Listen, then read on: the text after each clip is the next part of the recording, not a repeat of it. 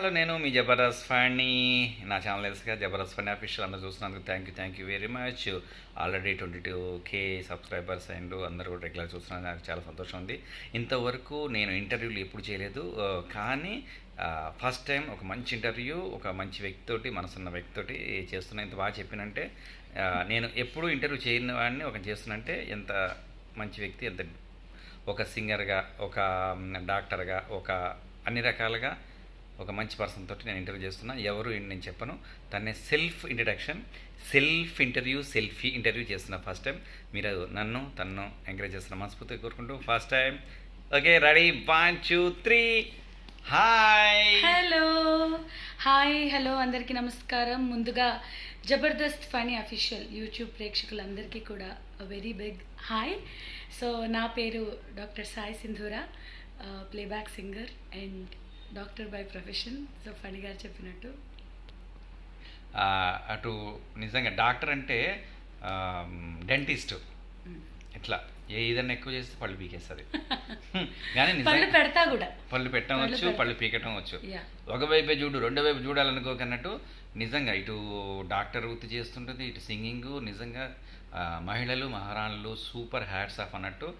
అటు ఆ వృత్తికి న్యాయం చేస్తూ ఇటు ఈ వృత్తికి న్యాయం చేస్తూ సూపర్గా ఉంది. మేము ఈరోజు ఈవెంట్కి వచ్చాము. ఇంకా ఈవెంట్కి చిన్న వ్యవధి ఉంది, ఆ చిన్న వ్యవధిలోనే చిన్న ఇంటర్వ్యూ చేస్తున్నాం. నిజంగా సూపర్. అంటే మాకు ఫస్ట్ ఈ అవకాశం ఇచ్చినందుకు థ్యాంక్ యూ. అయ్యో భలేవారే, మీ యూట్యూబ్ ఛానల్లో నన్ను ఇలా ఇంట్రడ్యూస్ చేస్తున్నందుకు మీకు థ్యాంక్ యూ వెరీ మచ్. ఇప్పటివరకు ఎన్ని షోలు చేసావు? షోస్ అంటే ఈజీగా ఒక 3000 షోస్ చేసుంటాం. 3000 షోసా? చూసిందా ఎంత సీనియర్, ఎంత ఎక్స్పీరియన్స్, ఎంత సీనియర్ అని ఏం కాదు, మీ అంత సీనియర్ అయితే డెఫినెట్లీ కాదు, బట్ ఏదో చిన్న షోస్ అట్లా ఒక. కానీ నిజంగా రియల్లీ గ్రేట్. స్టేజ్ మీద మైక్ పట్టుకుంటే మాత్రం మంత్రముగ్ధులు అయిపోతుంది అంటారు కదా, అంత నేనైతే నిజంగా ఫిదా అయిపోతా. మేము షోలకి వెళ్తుంటాం కదా, అక్కడ ప్రతి ఒక్కరు అలా నోరు అలా చూస్తూ ఉండిపోతుంటారు. నిజంగా థ్యాంక్ యూ ఫణి. నిజంగా మ్యూజిక్ ఎన్ని సంవత్సరాలు నేర్చుకున్నారు? ఇప్పటికీ నేర్చుకుంటూనే ఉన్నాను, చిన్నప్పటి నుంచి నేర్చుకున్నాను. ఏజ్ ఎంత చిన్న? ఇప్పటి నుంచి నాకు 3 years ఉన్నప్పటి నుంచి నేర్చుకుంటున్నా. యాక్చువల్లీ 3 yearsకి అమ్మ నాన్న అవే వస్తాయి అంతే, ఆ మాటలు వచ్చినప్పుడే సారీ గామా స్టార్ట్ చేశా నేను కూడా. అది అమ్మ నాన్నకి ఇంట్రెస్టా? అమ్మ నాన్నకి ఇంట్రెస్ట్, నాకు ఇంట్రెస్ట్. చిన్నప్పుడు వాళ్ళు పాడుతున్నప్పుడు నేను వాళ్ళతో అలా హమ్ చేస్తున్నప్పుడు వాళ్ళు అరే సింధుకి మ్యూజిక్ సెన్స్ ఉంది అని వాళ్ళు గ్రహించి నన్ను మ్యూజిక్ క్లాస్లో జాయిన్ చేశారు. Wow, super. ఇంకా అప్పటి నుంచి నేను ఇంట్రెస్ట్గా నేర్చుకున్నాను. అమ్మగారు నాన్నగారు పాడతారా? పాడతారు. అమ్మమ్మ, తాతగారు, మేనత్తలు, పెద్దనాన్నలు, మ్యూజికల్ ఫ్యామిలీ మాది. Musical family, super. తమన్ గారు మీ గురువు గారు అని తెలిసింది? అవునండి, అందరూ మా గురువు గారులే. ఫిల్మ్ ఇండస్ట్రీలో చూసుకుంటే తమన్ గారు. మామూలుగా నేను నేర్చుకున్నదైతే రామాచారి గారి దగ్గర. రామాచారి గారు అంటే నిజంగా అండి, ఆయన చేతి నుంచి వచ్చిన ప్రతి ఒక్కరు కూడా అందరు స్టార్లు అయ్యారు. కానీ ఆయన అదృష్టం నాకు నిజంగా, అంటే ఆయన అంత మంచి గురువు కూడా. అవునా? కొన్ని వందల మంది బయటకు వచ్చారు, వేల మంది. నేను చాలా హ్యాపీ ఫీల్ అవుతుంది. ఎందుకంటే ఫస్ట్ DD8లో అప్పుడు పాడుతుంటే రామాచారి గారిని ఎప్పటికైనా చూడాలి అనుకునేవాడిని. ఆయన చేతి నుండి ఇంతమంది కళాకారులు, మీరందరూ అదృష్టం తెలుసు. నిజంగా that is true. So music పరంగా రామాచారి గారు, బట్ ఇండస్ట్రీ పరంగా చూసుకుంటే నేను చిన్న అడుగులు వేయడం స్టార్ట్ చేసింది తమన్ గారి మ్యూజిక్లో. తమన్ గారిని అసలు ఆయన పాటలు ఏంటంటే మనం హ్యాపీ ఫీల్ అవుతాం. పెద్ద సినిమాలు, అలాంటిది తమన్ గారి దగ్గర శిష్యరికం చేసి పాడటం అంటే రియల్లీ. అది కూడా నేను ఫస్ట్ తమన్ గారి దగ్గర పాడింది అఖండ ఫస్ట్ మూవీ. సూపర్. అంత పెద్ద. తర్వాత భీమ్లా నాయక్, రాధేశ్యామ్, అన్ని హిట్లే. సర్కారు, అసలు ఆయన సినిమాలన్నీ హిట్టే. సర్కారు వారి పాట, వీరసింహారెడ్డి, ఘని, వారసుడు, ఇవి పాడ. ఇన్ని సినిమాలు పాడిన సింగర్తో మనం ఉన్నామంటే ఫస్ట్ అఖండలో ఇది అంటే మొత్తం RR. అసలు మీరు ఆ సినిమా చూస్తే అసలు మీకు అర్థమైపోతుంది వెనక సింగర్లుగా మేము ఎంత కష్టపడ్డామో, తమన్ గారు ఎంత కష్టపడ్డారో ఆ సినిమాకి. అన్ని సక్సెస్, లక్కీ హ్యాండ్. 37 days పాడాం అఖండ. 45 days రాధేశ్యాం. అసలు అన్న వర్క్ కూడా అంత కష్టపడి చేస్తారు. అంతే.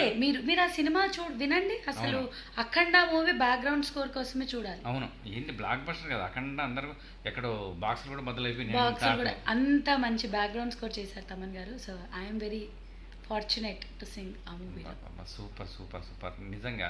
అసలు ఏ రోజు అనుకోలేదు. అంటే ఒక సింగర్గా మీరు చెప్పినట్టు ఒక డాక్టర్గా నాకు ఎప్పుడూ డాక్టర్గా అలా మోర్ ఇంటూ డాక్టర్గానే ఉండింది. అందుకే క్లినిక్ పెట్టుకున్నాను. సో అది అలా నడుస్తుంది. కానీ ఒక బిగ్ స్క్రీన్లో, అది కూడా బాలయ్య బాబు గారు లాంటి సినిమాలో నా పేరు కూడా అలా స్క్రోలింగ్ టైటిల్స్లో పడుతుందని నేను అనుకోలేదు. బట్ 2 సార్లు పడింది. వీరసింహారెడ్డి, అఖండ. మళ్ళీ వెంటనే పవన్ కళ్యాణ్ గారి సినిమా భీమ్లా నాయక్ ప్రీ రిలీజ్ ఈవెంట్లో పాడేటప్పుడైతే ఆయనను చూడగానే అసలు పవర్ స్టార్ అని అందుకే అంటారేమో ఆయన దీనికి. సో అది కూడా we were very happy. Radhe Shyam memories అయితే టూ గుడ్ అండి. ప్రభాస్ గారు వచ్చారు మా రికార్డింగ్కి. అసలు అంత ఎత్తు మనిషిని చూస్తుంటే నిజంగా బాహుబలి లాగే ఉన్నాడు ఆయన. ఆ మూవీకి కూడా మేము చాలా కష్టపడ్డాము.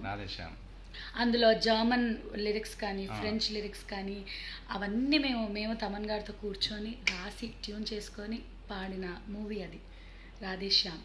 45 days. అంత ఫీల్ అయ్యి చెప్తుంటే నాకు అలా కళ్ళ ముందు అంటే నాకు కూడా ఇప్పుడు నేను చెప్తుంటే నా కళ్ళ ముందు అలా ఆ సీన్స్ కనిపిస్తున్నాయి. ప్రసాద్ ల్యాబ్స్లో మేము ఎలా కూర్చొని పాడాము అవన్నీ.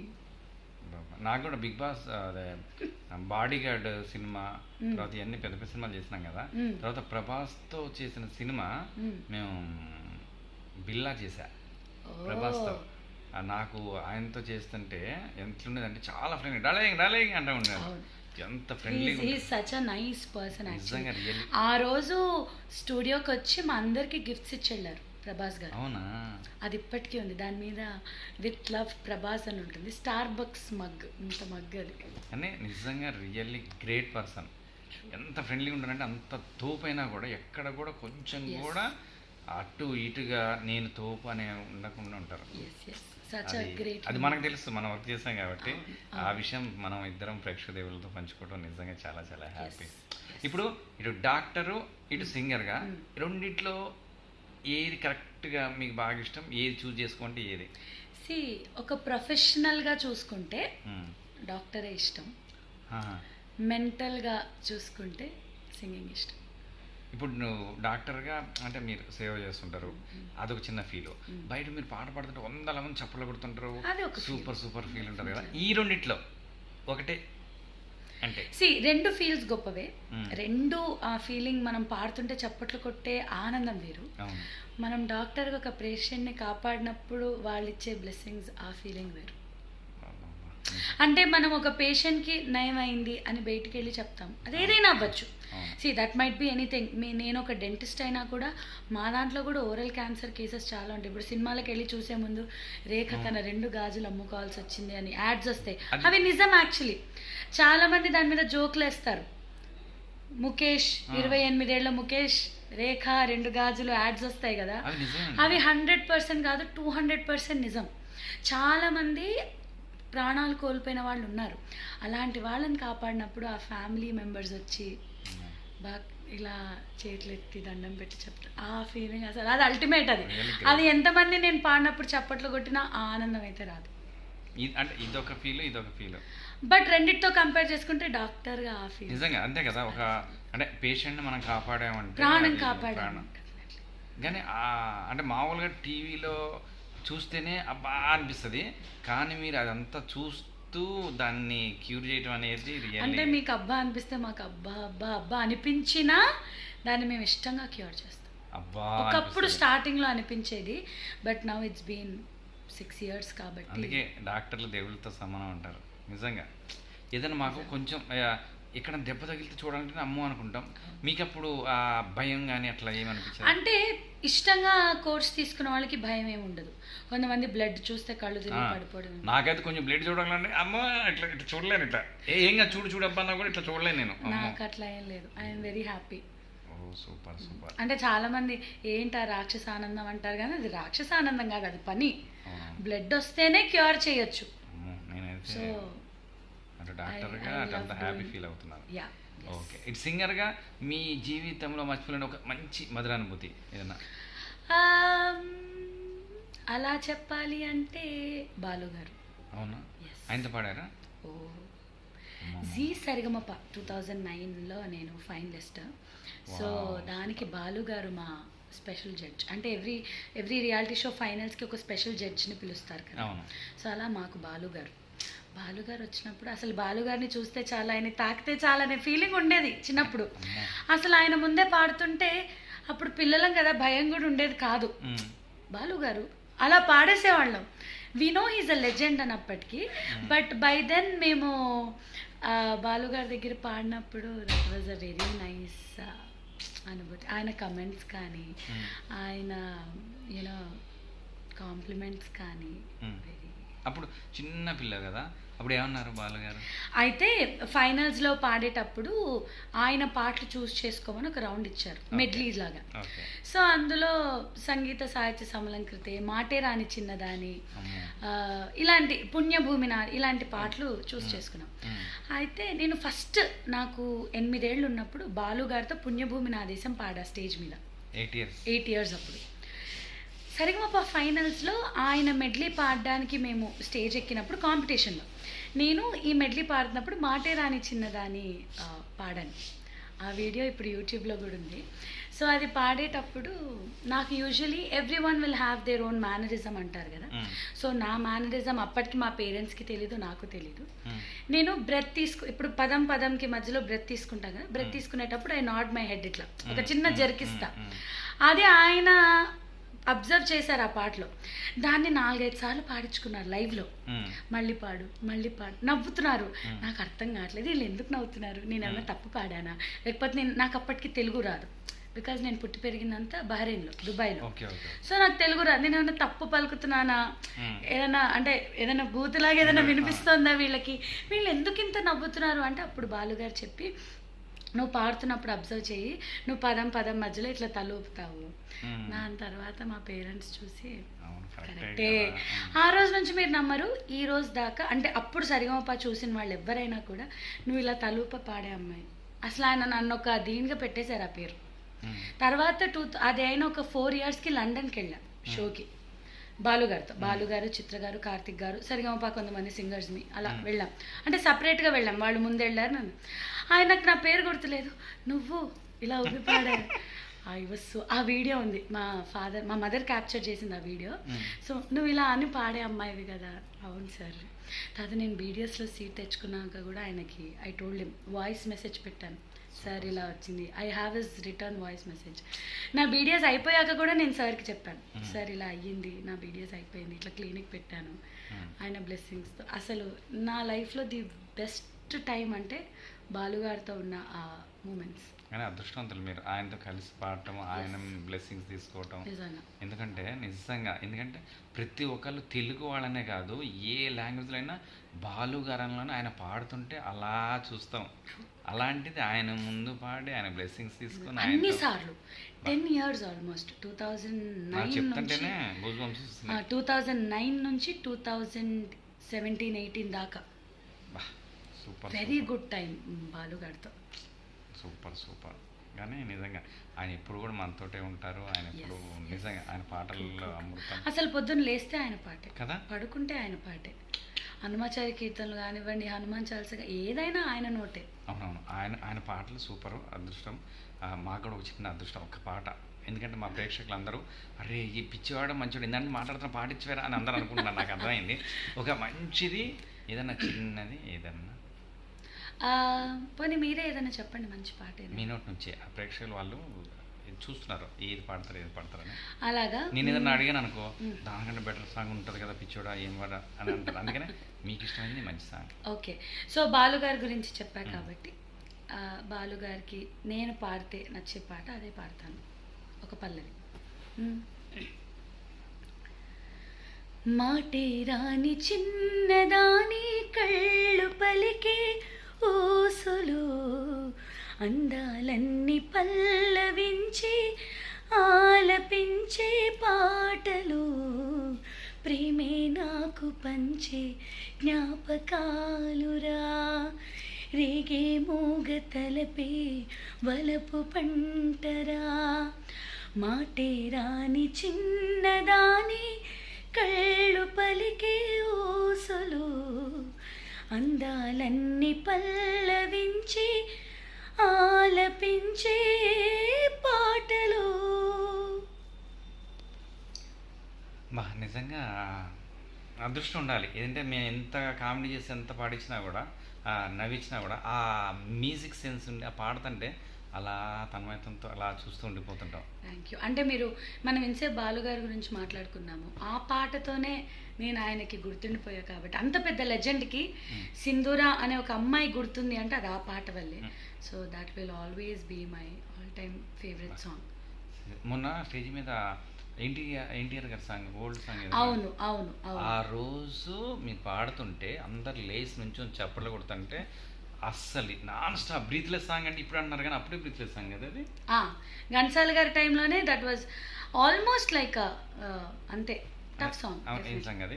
శివశంకరి. శివశంకరి. నిజంగా అండి మీ అందరు చెప్తున్నా, ఆ పాట స్టేజ్ మీద తను పాడుతుంటే అందరు లేచి నుంచి చప్పట్లు కొడుతుంటే బా బా బా బా నిజంగా ఒక చిన్న చిన్న చిన్న ఓకే. శివశంకరి శివానందలహరి శివశంకరి శివానందలహరి శివశంకరి చంద్రకళాధరి ఈశ్వరి రిజని దనిసా మవదనిస దనిస దనిస దనిస చంద్రకళాధరి ఈశ్వరి నిజని బమగా నిజద నీరి నీస రీమ పద మప నిరి నిసదప చంద్రకళాధరి ఈశ్వరి దనిస మపద నిస సరి మగరి మపని దనిస మపని రి సరి ని సదని ప మపని సరి సరి సరి గారి సరి ని సరి సని పని ప మ మ గ మరి సని స సరి మపని దాని స సరి మపని దాని స సరి మపని దాని స చంద్రకళాధరి ఈశ్వరి. Wow, super super marvellous wonderful. ఎందుకంటే ఈ కొంచెం కాదు, మీరు ఇప్పుడు ఈ కొంచెం విన్నారు కదా, ఇది ఫస్ట్ స్టార్టింగ్ నుంచి ఎండింగ్ వరకు బ్రీత్లెస్ సాంగ్తో పాడుతుంటే ఆ రోజు మేమైతే రియల్లీ గ్రేట్. నేను ఈరోజు చాలా హ్యాపీ ఫీల్ అవుతున్నాను. Thank you. సో ఇంకొక చిన్న విషయం చెప్పాలి. చాలామంది ఒక ఫీమేల్ అయ్యుండి, ఒక ఫీమేల్ సింగర్ అయ్యుండి ఎందుకు ప్రతిసారి ఇప్పుడు శివశంకరి అనేది ఘంటసాల గారి పాట, రసిక రాజా, మదిశారదాదేవి, శ్రీ తుంబుర నారద, ఇవన్నీ పాటలు నేను ఎక్కువ పాడతాను. దీనికి కూడా రీజన్ ఏంటి అంటే, ఒకప్పుడు నేను ఫైనల్స్లో ఉన్నప్పుడు బాలుగారే, అందులో నా ఫైనల్ సాంగ్ మదిశారదాదేవి జయబేరి అనేది నాకు తెలిసి ఎప్పుడో 1950s రిలీజ్ అయింది. మా అమ్మ వాళ్ళు కూడా, మా నాన్నగారు కూడా పుట్టలేదు ఆ టైంకి. బట్ క్లాసికల్ సాంగ్ అన్నారు అని చెప్పి ఆ పాట నాకు ఇచ్చారు జీ తెలుగు వాళ్ళు. సో మిగిలిన ఇద్దరు కంటెస్టెంట్స్కి నార్మల్ ఫీమేల్ ఓరియంటెడ్ క్లాసికల్, నాకు ఎందుకో మెయిల్ ఇచ్చారు. సరే నేను ఇలా పాడుతుంటే బాలుగారు అండి, నీ వాయిస్ ఎప్పుడు ఇలాగే ఉంటుందా, లేకపోతే ఇప్పుడు బాగా ప్రాక్టీస్ చేసినందుకు ఇలా అయిందా? లేదు సార్, నాది ఎప్పుడు ఇలాగే కొంచెం హస్క్గా అలా ఉంటుంది. ఆయన ఇచ్చారు అప్పుడు సజెషన్, ఎక్కువ మేల్ ఓరియంటెడ్ సాంగ్స్, ఎందుకంటే ఆ శృతి కానీ ఇప్పుడు మేల్కి ఫీమేల్కి ఆ తేడా ఉంటుంది శృతిలో, పిచ్లో. బాలుగారే చెప్పారు, మేల్ ఫీమేల్ తేడా అనేది పాటలో ఎప్పుడూ ఉండదు. ఓకే, ఫీమేల్ అనేవాళ్ళు ఫీమేల్ పాటలకి అంకితం అవుతారు, ఎందుకు అవ్వకూడదు? మేల్ సాంగ్స్ ప్రాక్టీస్ చేయండి, అప్పుడే మీకు ఆ రేంజ్ డిఫరెన్స్ తెలుస్తుంది అని చెప్పి బాలుగారు నేను మదిశారదాదేవి పాడినప్పుడు నన్ను దగ్గరికి పిలిచి టిప్ చెప్పారు. అది ఆయన ప్రాక్టీస్ చేయండి అని చెప్పారు. నేను దాన్ని అప్పుడు నాకు తెలుగు అర్థం కాక ఓహో మేలే పాడాలి అని అన్ని మేల్ పాటలే నేర్చుకున్నాను. సో చాలామంది ఇప్పటికీ నన్ను అడుగుతారు, why do you choose singing male songs? So this is the reason. బాలుగారు suggested me also to sing male songs, but somehow నాకు వాళ్ళు ఆ కష్టంగా పాడిన పాటలు నాకు ఇష్టమయ్యి, సో నేను ఎక్కువ I prefer singing such songs. మామూలుగా ఎవరైనా పాడుతుంటే నిజంగా నేను అంటే పెద్ద సింగర్ కాదు ఏం కాదు, కానీ ఆర్టిస్ట్గా నాకేమనిపిస్తుంది అంటే, వాళ్ళు పాడుతుంటే ఏంటి జెంట్స్ వాయిస్ మేల్ పాడుతున్నారు అనేది మనకు వేరియేషన్ అట్లా ఎందుకు ఎంచుకున్నారు, ఎందుకు చూస్ చేసుకున్నారు అనుకుంటాం కదా. కానీ మొన్న మీరు పాడుతుంటే ఆ ఫీల్ అనిపించలేదు, అందరు లీనమైపోయి అలా చూస్తూ ఉన్నాం తప్ప, మీరు ఇప్పుడు చెప్పే వరకు ఓ అది మగవాళ్ళు పాడేది ఆడవాళ్ళు, ఆ వేరియేషన్ నాకు తెలవలేదు ప్రామిస్గా. అది గ్రేట్. సో అంటే that made me learn songs అంతే అలా. సో నేను యూజువల్లీ క్లాసికల్ అనగానే ఇవే పాడతాను. పాడొచ్చు, ఫీమేల్ వాళ్ళే నీలీలా పాడేది దేవా ఉంది, ఆనతి నీరా, ఇవి పాడతాను. But somehow preferably I prefer singing this songs. Super. నిజంగా అసలు అంటే నేను ఎన్నో అడుగుదాం క్వశ్చన్స్ అనుకున్నా కానీ ఈ పాటల తన్మయత్వంలో ఏం అడగాలో ఏంటో, మామూలుగా అయితే కూర్చొని ఏంటి ఏం చేస్తున్నావు అని అడుగుతాం కదా కామెడీగా. ఇక్కడ ఏంటంటే మేము కామెడీ చేస్తే జనాలు అరే నువ్వు ఓవర్ యాక్షన్ చేయకని కింద కామెంట్ పెడతారు. అంత లేదు జబర్దస్త్ ఫనీ గారి యూట్యూబ్ ఛానల్ చూసే వాళ్ళందరూ పాపం చాలా మంచివాళ్ళే. అట్లా నేను కామెడీగా మామూలుగా అంటే ఇంటర్వ్యూ నేను సెల్ఫ్ ఇంటర్వ్యూ అని ఐడియా వచ్చింది. ఎలా చేయాలనేది నాకు తెలియదు. ప్రామిస్గా ఫస్ట్ మీ ఇంటర్వ్యూ చేస్తున్నాం, దేవుడి దయ ఇది సక్సెస్ అయితే అన్ని సెల్ఫ్ ఇంటర్వ్యూలు ఇలా చేద్దాం. సో దేవుడి దయ వల్ల కాదు, మన ప్రేక్షకుల దయ వల్ల ఖచ్చితంగా ఇది మీరు సక్సెస్ చేయండి. ఫణి గారు ఇంకా అద్భుతమైన ఇంటర్వ్యూస్ తీసుకొస్తారు మీకోసం. అదే ఎందుకంటే ఇది ఒక థాట్ వచ్చింది. మామూలు అన్నీ చేస్తున్నాం, కెమెరాలు పెట్టి లైటింగ్ పెట్టి అన్ని పెట్టి ఇవన్నీ లైటింగ్ ఉన్నాయి కాదంటలేదు, కానీ సెల్ఫ్ ఇంటర్వ్యూ ఎందుకు చేయకూడదు అని నాకు అనిపించింది. అనుకోకుండా మీరు అందరు ఎంకరేజ్మెంట్ చేయడం, ఫస్ట్ ఎవరిని చేయాలి అంటే అదృష్టంగా చూడి చాలామందిని అనుకున్నా కానీ దేవుడు ఈరోజు మా లక్ష్మీదేవితోటి ఫస్ట్ టైం మంచి వాయిస్ సరస్వతీదేవి లక్ష్మీదేవి అందరు కలిసి వచ్చినట్టు ఈరోజు చెప్పాము. నిజంగా రియల్లీ గ్రేట్. ఎందుకంటే ఎంతసేపు ఇంటర్వ్యూ చేసినా కూడా కంటిన్యూ వస్తూనే ఉంటుంది. ఈరోజు దేవుడు వల్ల సక్సెస్ అవుద్ది. మళ్ళీ చాలా పాటలతో మళ్ళీ ముందుకు వస్తాం. ఓ మంచి సాంగ్ ఏదన్నా పాడితే ఇక మా వాళ్ళకి ఒకసారి ఓకే. సో రెండు కొంచెం పాతవే పాడా కాబట్టి ప్రేక్షకుల కోసం కొత్త పాట. ఓకే. శీతాకాలం మనసు నీ మనసున చోటడిగింది, సీతకు మళ్ళీ నీతో అడుగేసే మాటడిగింది, నీకు నువ్వే గుండెలోనే అన్నదంతా విన్నాలే, అంతకన్నా ముందుగానే ఎందుకు అవునన్నాలి, ఇంక పైన నీకు నాకు ప్రేమ పాఠాలే, మాస్టారు నా మనసును గెలిచారు, అచ్చం నే కలగన్నట్టే నా పక్కన నిలిచారు, మాస్టారు నా మనసును గెలిచారు, అచ్చం నే కలగన్నట్టే నా పక్కన నిలిచారు. Super marvellous. Thank you very much. దేవుడి వల్ల ఈ సెల్ఫ్ ఇంటర్వ్యూ సక్సెస్ కావాలనుకుంటున్నాను. అయిన తర్వాత మళ్ళీ మంచి ఇంటర్వ్యూ తోటి మీతోటి మంచి ఇంటర్వ్యూ చేస్తాను. Really thank you very much. మా ప్రేక్షకులందరికీ కూడా thank you very much. And please do subscribe to Jabardasth funny official. ఒక్కసారి మా ప్రేక్షకులందరూ కూడా ఒకసారి ఉగాది శుభాకాంక్షలు చెప్తే ఉగాది. ఓ ఎస్. సో మన జబర్దస్త్ ఫనీ గారి యూట్యూబ్ ప్రేక్షకులందరికీ కూడా, చూస్తున్న వాళ్ళందరికీ కూడా ఉగాది శుభాకాంక్షలు. థ్యాంక్ యూ వెరీ మచ్ అండి. మరి కొత్త సంవత్సరంలో అడుగు పెడుతున్న అందరూ కూడా ఉగాది శుభాకాంక్షలు తెలియజేసుకుంటున్నాము. Thank you very much. Thank you. Bye.